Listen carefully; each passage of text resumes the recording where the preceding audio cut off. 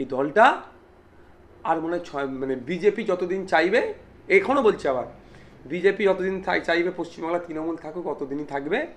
আর BJP যেই দিন বলবে যে না আমি আর তৃণমূলকে পশ্চিমবাংলা রাখবো না, সেই দিনই উবে যাবে দলটা। আরে তৃণমূলের সব থেকে বড় অপরাধ তৃণমূল করেছে বিজেপিকে হাত ধরে বাংলায় নিয়ে আসা। আজকে বিজেপি সরকার তৈরি হতো না, এই ফ্রন্টে নিয়েছে না লড়াই করার গল্প শোনালে। তৃণমূল বিজেপিকে ফ্রন্টে নিয়ে এসছে, আজ সব থেকে বড় অপরাধ। ৮০টার কিচ্ছু দাম নেই, ৮০ আর ০ সমান, কারণ দুর্নীতি করে দলটা এই পর্যন্ত পৌঁছে গিয়েছে, ভয়ে মুখ খুলতে পারছে না।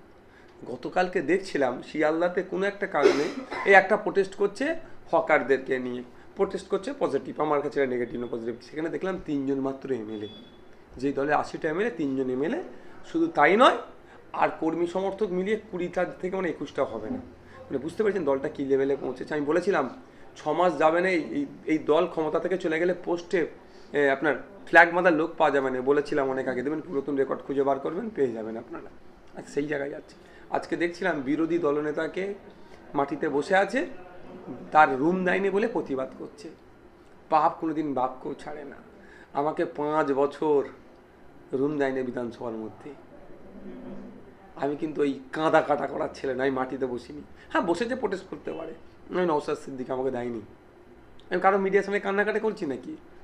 আমি চুপ ছিলাম। কোথাও লবিতে বসতাম, এখানে যে সেইখানে গিয়ে ওখানে গিয়ে বসতাম। আমি কাজ মিটিয়ে নিচ্ছি ৫ বছর ধরে। বিধানসভাতে একটু আমি মানে আমার যতটা সমর্থ হয় সেখানে আমি আটকাইনি কিছু, মানে আমি চালিয়ে গেছি আমার রুম দেয়নি বলে। আজকে দেখলাম কি রুমের জন্য তারা আন্দোলন করছে। হ্যাঁ, দেওয়া দরকার তাদেরকে, যে রুম দেয়নি এর আমি প্রতিবাদ করছি। দ্রুততার সাথে বিরোধী দলকে রুম দেওয়া দরকার, এটাও কিন্তু আমি বলছি। কিন্তু বাপকেও ছাড়ে না।